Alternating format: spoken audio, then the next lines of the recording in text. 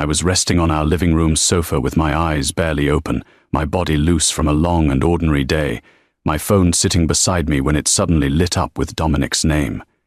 It was not unusual for him to call in the evening, but when I answered, there was no greeting, no pause. Just the faint rustle of fabric, the distant hum of what sounded like traffic, and then his voice, low, relaxed, completely unguarded. The voice of a man who had no idea his phone had betrayed him, no idea that the call had connected, no idea that his wife was on the other end holding her breath and not making a single sound. I did not speak. I did not move. I just held that phone against my ear as his words came through, careless and unhurried and devastating, and in the next 4 minutes, everything I believed about my marriage, about my husband, about the life I had given myself to so completely, came apart in a way that could never be put back together. What you are about to hear is going to leave you absolutely speechless. Before we dive in further, kindly hit the subscribe button right and let me know where you are watching from. Stay with me, because what I heard, and the final twist, is something nobody could have imagined or predicted, not even Dominic himself. Not even the man who had spent years calculating every risk, controlling every variable, managing every person in his world with the cold precision of someone who had never once been caught off guard. This is about Vivienne Caldwell, a woman who was written off as too gentle, too trusting, too devoted to ever become dangerous. And it is the story of how one accidental call from her husband's own pocket became the first step in the most patient, the most deliberate, and the most complete reckoning he never saw coming. And never speak freely in front of someone you have decided is too in love with you to ever look twice. I had been married to Dominic Caldwell for 4 years. 4 years of a life that appeared, from every angle the outside world could see, to be exactly what a woman might hope for. A large home in a quiet and expensive neighborhood. A husband who was respected, who was powerful in ways that made other men careful around him, who provided generously and moved through the world with the kind of authority that came not from volume but from absolute certainty, from the settled knowledge that things would go the way he intended them to go. We had holidays and dinners and the quiet rituals of a couple who had been together long enough to build something that felt like permanence. And I had believed in that permanence. I had arranged my entire understanding of our life around it, had told myself that the parts of Dominic I was not allowed to see were simply the nature of the man I had married, that powerful men kept certain rooms closed, that the locked study and the private calls and the conversations that stopped the moment I walked in were not distance but protection, that he was shielding me because he loved me. I knew what Dominic was. I want to say that plainly and without apology. I was not a woman who had been deceived about the basic texture of the man she married. I knew there were operations. I knew there were people who came to our home at hours that had nothing to do with ordinary business, who spoke in low voices and left without staying for dinner. I knew that the life he lived in those closed rooms was not the life of a conventional man, but I had drawn a line in my own mind between knowing that line existed and crossing it, between understanding there were things I was not supposed to ask and actually asking them. I had stayed on my side of that line because I trusted him. Because I believed that whatever he managed in those private conversations, I was separate from it, protected from it, the one part of his life that existed entirely outside of calculation. That belief ended on an ordinary evening with a phone call I did not place. His voice came through the speaker clearly, unhurried, the voice of a man in complete comfort. And he was speaking to someone I recognized immediately, a man named Ryland Marsh, who had been at our wedding, who had stood beside Dominic and shaken my hand with a wide, warm smile and told me I was the best thing that had ever happened to his closest friend. Ryland was Dominic's most trusted lieutenant. He handled the things Dominic could not be directly connected to. He was, in the architecture of everything Dominic had built, the man who made sure nothing traced back to the center. "She's getting too close," Dominic said, and my chest tightened immediately. Because I did not yet know who he meant, did not yet know whether that she included me, and I pressed the phone harder against my ear and kept my body completely still. "She has been asking questions about the Harmon account," Dominic continued, asking about the transfers through the freight division. "Asking things that someone in her position has absolutely no business knowing how to ask, and Ryland, I cannot have that. I cannot have someone inside my own circle with enough access and enough curiosity to start pulling at things that took me years to build. She needs to be managed. I felt cold in the specific way that has nothing to do with temperature and everything to do with understanding. I kept listening. Then Ryland said a name that made everything worse. He said, "And what about Vivienne?" And he said it with the particular tone of someone raising a separate item on a list, a different matter to address. And the fact that I was a separate item on a list in this conversation, the fact that my husband and his lieutenant discussed me the way they discussed other variables in an operation, that landed with a weight I had to breathe through deliberately in order to stay still. Dominic paused. 3 seconds, maybe 4. But I had slept beside this man for 4 years, and I knew his silences the way you know the breathing of someone whose rhythms have become part of your own. And this was the silence of a man who was not uncertain, who was simply selecting the most efficient description of something he had already fully assessed. "She is fine," he said. "Vivienne is not a concern. Vivienne does not push, does not ask, does not look at anything she has not been directly pointed toward. She is settled. She is comfortable. She trusts me without question, and that trust is actually one of the more reliable elements in the current situation, because she will never go looking for what she has no reason to suspect is there.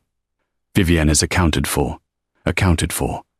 I held that phone against my ear and heard my husband describe me to his lieutenant the way someone describes a door they have already locked, a problem they have already solved, a piece placed carefully within a structure that is doing exactly what it was positioned to do. And I felt something happen inside me that I cannot name precisely, something quieter and colder and more permanent than anger, something that settled into the center of my chest and did not move, and I understood in that moment that whatever came next, I would not be moving from emotion. I would be moving from clarity. I did not end the call dramatically. I simply waited until the conversation shifted to something operational, until I had heard enough, and then I lowered the phone slowly and set it on the cushion beside me and looked at the ceiling of our living room, at the warm overhead light that Dominic had installed because I had mentioned once, only once, that I had always loved that kind of light in a home, and he had remembered it, had acted on it, had given me the thing I said I wanted, and I stared at it now and tried to determine whether that had been love or whether it had been the careful maintenance of a variable that needed to remain stable and content. I could not tell the difference. And that inability to distinguish between the two was perhaps the most disorienting thing I had ever sat with. Dominic came home at 8 that evening.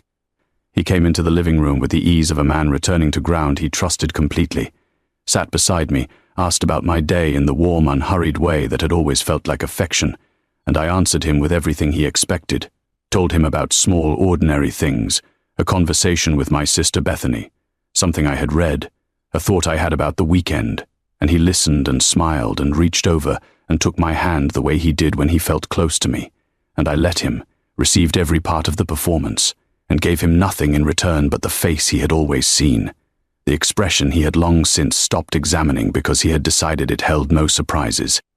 Behind that expression I was already beginning.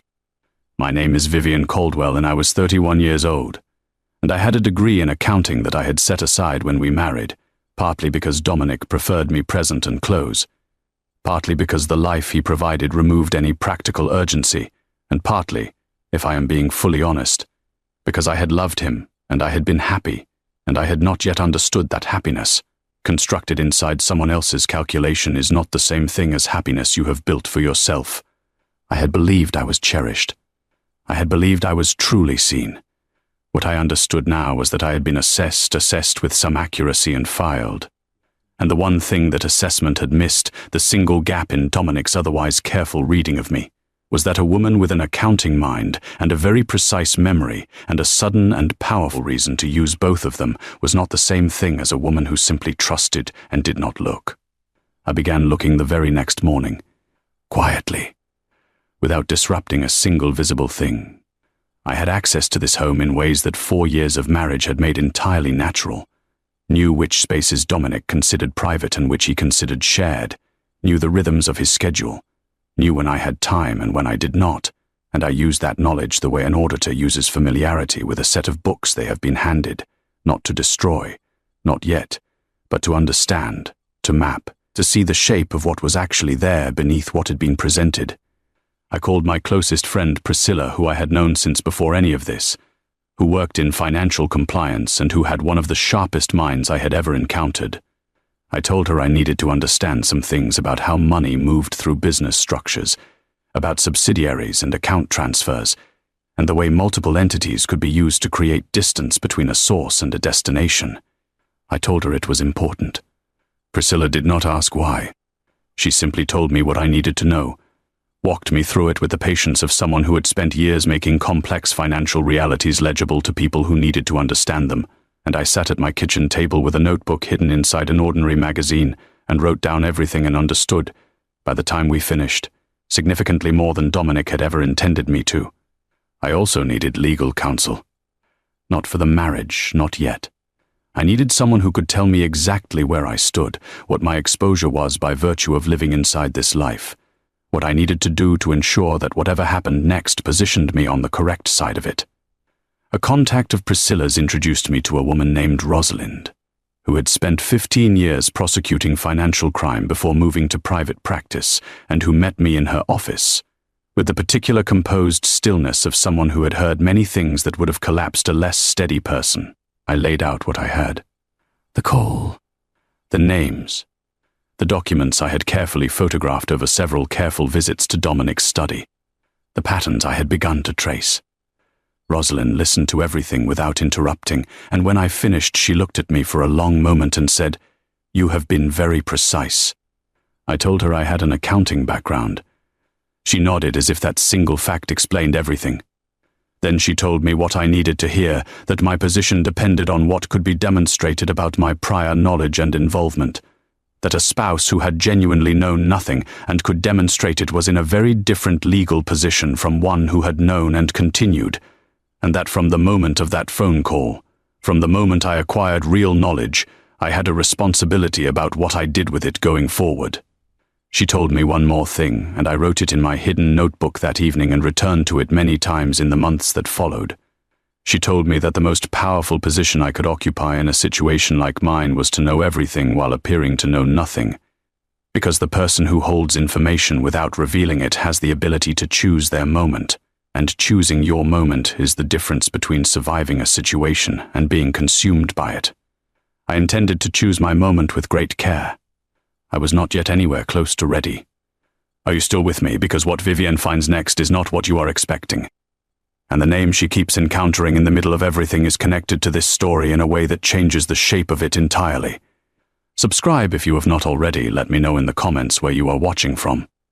Because we are only in the middle of this, and the part that is still coming is the part nobody predicted. The name that kept surfacing across the documents I had photographed was a woman's name, Serena Voss. It appeared on the letterhead of a company called Continental Freight Partners. Appeared on correspondence that came to our home that Dominic collected quickly, but not before I had seen enough to note it, and appeared in a conversation I overheard when Dominic said to someone on the phone, "Make sure Serena has confirmed the Portland arrangement," and the ease in his voice when he said her name, the specific absence of any professional distance in how it settled into the air between his words, told me that Serena Voss occupied a place in Dominic's life that extended beyond any business arrangement he would have acknowledged to me. I sat with that knowledge for 5 days before I followed it further. I needed to be certain I was reading what was genuinely there, not assembling a narrative out of fear and pattern recognition. On the 6th day, Dominic told me he would be in Denver for 3 days, kissed my forehead, told me to rest, said he had made sure the household account had everything I needed, and I smiled and said to be safe and watched his car leave the driveway. I went to the shared travel account we used for household arrangements. An account I had access to and had never had reason to examine closely, because trust, when it is real, does not feel the need to verify. I found no Denver flight, found no hotel reservation under our name in Denver, found instead a booking to a different city entirely for 2 people under a name that was not his but that connected, with one careful search, back to him through an entity the Thray recognized from my documentation. I closed the laptop. I walked to the window that looked out over our back garden, over the roses I had planted along the fence in the first spring of our marriage, roses that came back every year without fail, and I stood there and breathed through what I now knew the way you breathe through, something that is going to hurt regardless of how carefully you manage the pace of its arrival. Serena Voss was 27 years old, a logistics consultant who worked extensively with freight companies based in Portland, traveled frequently. I found her through the kind of patient searching available to anyone with time and a precise enough question. She was, by any measure, someone whose professional world overlapped deliberately with the infrastructure of what Dominic was running. Someone useful in more than one context, someone he had calculated, I was certain could be managed the way he managed everything else. I did not fall apart. I want to be clear about that because I think there is an expectation that a woman in this position falls apart. And I understand where that expectation comes from. But what I felt was not the collapse of grief. It was the resolution of uncertainty. It was the specific sensation of a picture coming into focus when you finally stand at the right distance from it. And what came into focus was not simply an unfaithful husband, but an entire structure, deliberate and maintained, of a man who had built his life in sealed compartments and managed each one with confidence of someone who had never once worried that any two of them might communicate. He had not accounted for his phone calling me. I returned every document in Dominic's study to exactly the position I had found it. I uploaded everything I had photographed to a secure account under an email address he had no knowledge of. I left the house and went to Rosalind's office and told her I was ready to move forward. Rosalind had by this point established careful preliminary contact with the relevant federal investigators. Not a formal report, but the kind of groundwork that signals availability, that creates the relationship necessary for cooperation when the time comes. And she told me that the interest on their side was real and significant, that what I had assembled provided a foundation they had been working to establish from a different angle for longer than I had known, and that my position as a cooperating spouse with no prior knowing involvement would be carefully protected in ways that would matter enormously when this moved into formal proceedings. I asked how much more time we needed. She said it depended on how much more I was able to gather safely. I told her I had access that no one outside that house had, and that I had the particular advantage of being the last person anyone inside it expected to be paying attention. She told me to be careful. I told her that careful was the only way I had been operating for months. I gathered for 3 more months. 3 months of ordinary evenings and ordinary conversations and the full sustained performance of a settled and contented wife. 3 months of listening precisely when conversations happened near me, noting names and figures and references that I connected afterward to what I already held. 3 months of sitting across from Dominic at dinner and receiving his affection and his ease and his absolute confidence that nothing in his home was shifting, and giving him back nothing but the face that confirmed his assessment. I want you to understand what that costs. Not the documentation itself, not the legal coordination, but the performance. The daily unbroken performance of someone you have already decided you are leaving. Because I had loved Dominic. That part had been real. Whatever else was true about our marriage, my love had been genuine, and maintaining the appearance of it, day after day, while knowing everything I knew, was the most demanding thing I had ever required of myself. I did it without faltering. Because faltering would have cost me the position I had spent months building, would have given him exactly the warning he needed to protect himself in ways that would have left me exposed and unprotected and without recourse. The moment that accelerated everything came through Ryland. He came to our home one evening while Dominic was there, came with the posture of someone delivering information that required immediate attention, and I brought them drinks with the ease of long practice, excused myself, went upstairs, and positioned myself in the corner of the room directly above the study where sun traveled through a heating vent in ways that neither of them had any reason to have considered. The problem, Ryland said, is that the situation with the Harmon account did not resolve cleanly. There are files that left the building before we understood what was happening, and we are not certain what they contained or who has seen them, but there are indications of contact with people in places that create a serious exposure, and Dominic, this needs to be addressed before it becomes something we can no longer shape. Dominic was quiet in the way he was quiet when he was making a decision. Then he said simply, "Handle it," and the flatness of those 2 words. The complete smoothness of them, the way they erased whatever handling it might require, confirmed for me, in the place where I had been holding the last of my uncertainty, exactly what kind of man I was married to, and exactly what the life I was living inside actually was. I went downstairs. I poured a glass of water. I said goodnight to Ryland when he left. I looked at my husband across our kitchen and told him I hoped whatever it was had not been too stressful. And he touched my face and said it was nothing he could not manage. And I nodded warmly and said I knew he would handle it. And I went to bed. In the morning I called Rosalind and told her it was time. She told me the formal cooperation could be established within the week. I told her I needed 72 hours to prepare my departure. She told me to be careful. I told her careful was the only gear I had operated in for months and that I did not intend to change that now. I spent those 72 hours preparing in a way that left nothing visible. No disrupted rhythms. No unusual behavior. No packed bags. No expressions that deviated from the established pattern of a woman who was comfortable and known and entirely where she was expected to be. I had established over the preceding months a separate bank account at an institution Dominic had no relationship with, funded through small household transfers that were individually unremarkable and collectively enough to begin something new on my own terms. I had arranged where I would go. I had spoken to Bethany, my sister, who had said very little and simply told me that her door did not close. On the morning I left, I made coffee. I left it in the kitchen the way I did every single morning of our marriage. I left a short note, warm and brief and perfectly consistent with the woman Dominic had calculated he knew completely. And then I picked up one bag, walked out of that house, got into a car that was not connected to anything he could trace, and did not look back once. By the time Dominic read the note, I was with Bethany. By the time he called my phone, the number had been transferred. By the time he understood that I was not coming back, not running an errand, not the reliable certainty returning before she was needed, Rosalind had filed the formal documentation establishing my cooperation with federal investigators, and everything I had gathered over 4 months of careful and patient and completely invisible work was in the hands of people who knew precisely what to do with it. Dominic called Bethany. She told him she did not know where I was, which was close enough to true. He called Ryland. I cannot know exactly what that conversation sounded like, but I have thought about the specific moment in it. The moment when a man who had assessed every risk and managed every variable and built an entire operation on his ability to read people and situations and threats began to understand that the one variable he had been most certain of, the one he had called the most reliable element in his current situation, the one he had told his lieutenant was completely and finally accounted for, was the source of everything that was now arriving at his door.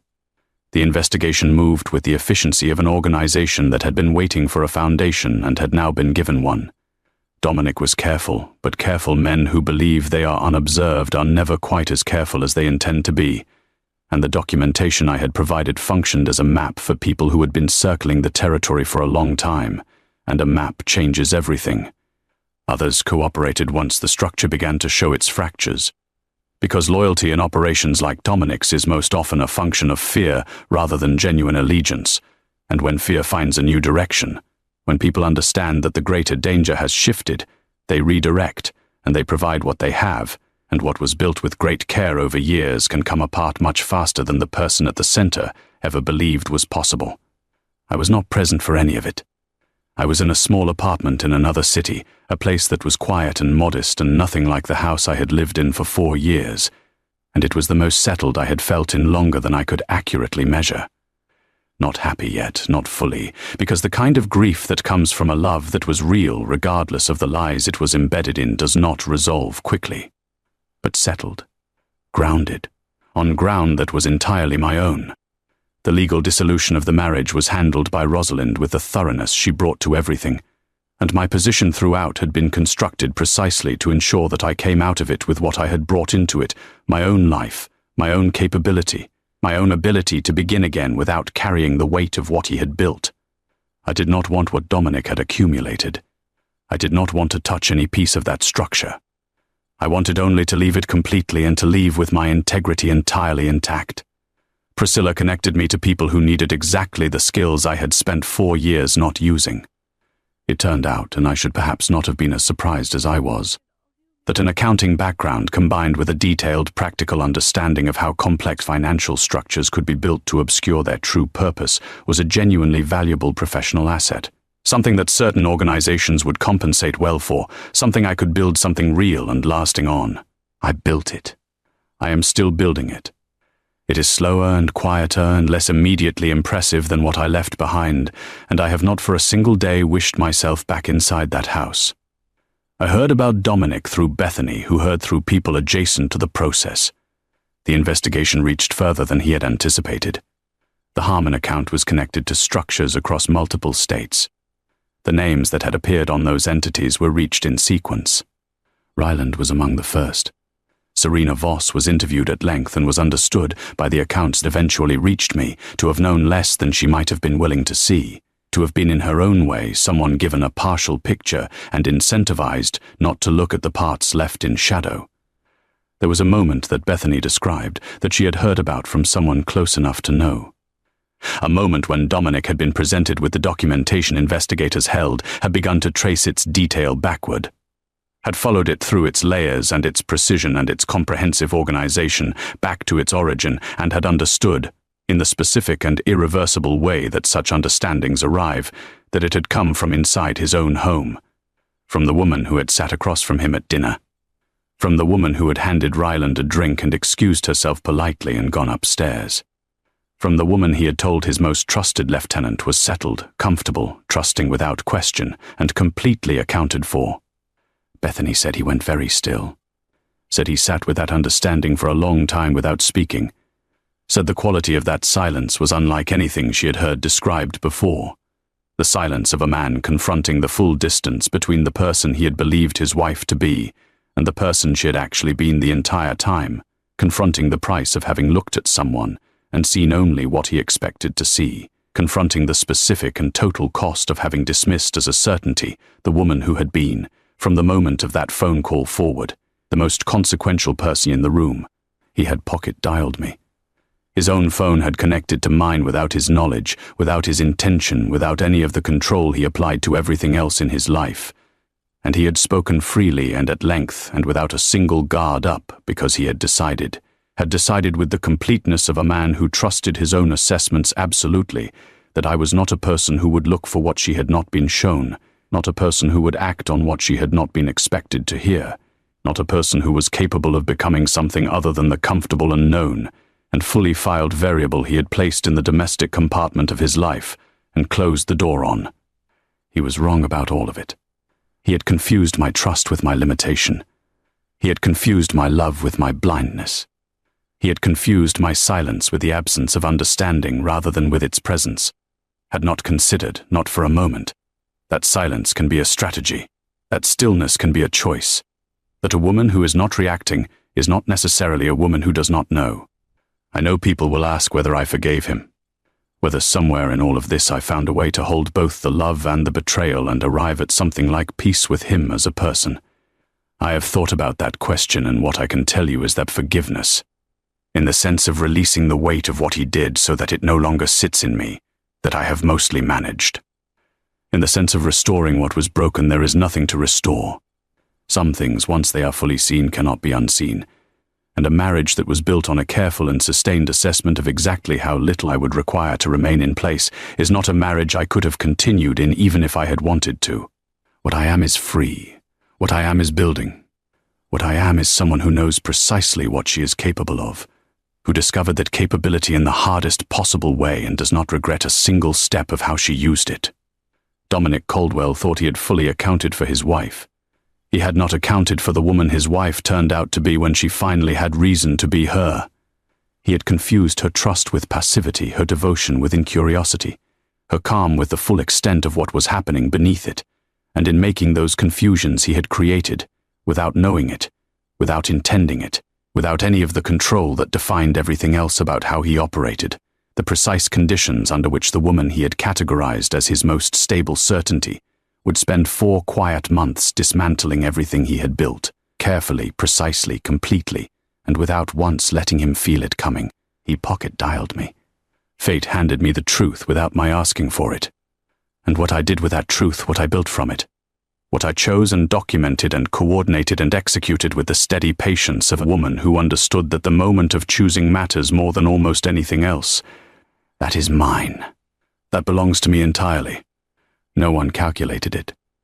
No one permitted it. No one placed it within the architecture of their plan.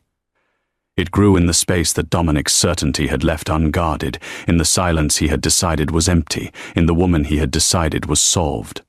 Subscribe, and let us keep breathing life into stories that were never meant to stay silent.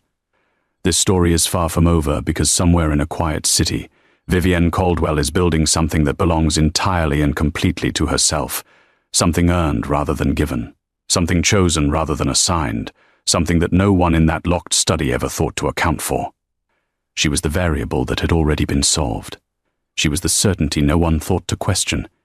She was the woman on the other end of a call her husband never meant to make, and she held that phone in absolute stillness, and she listened to everything, and she gave away nothing, and she waited, and she chose her moment, and when she moved with the quiet and total precision of a storm that had been building right beside him every single day, in the home he believed he knew completely, in the life he was certain he controlled, until the day she walked out of it and he finally felt what had been coming all along.